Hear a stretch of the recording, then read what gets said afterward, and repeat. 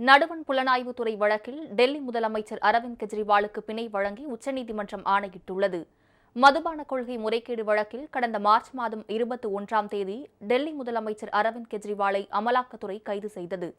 இந்த வழக்கில் கடந்த ஜூலை மாதம் 12ஆம் தேதி உச்சநீதிமன்றம் அவருக்கு பிணை வழங்கியது.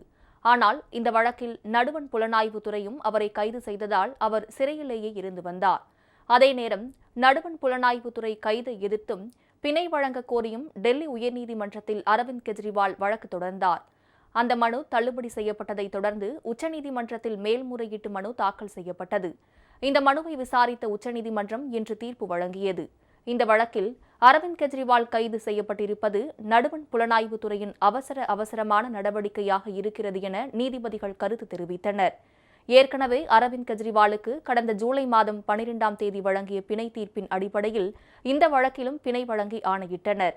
அமலாக்கத்துறை மற்றும் நடுவண் புலனாய்வுத்துறை கைது செய்த 2 வழக்குகளிலும் பிணை கிடைத்துள்ளதால் கெஜ்ரிவால் 176 நாட்களுக்கு பிறகு விடுதலையாகிறார்.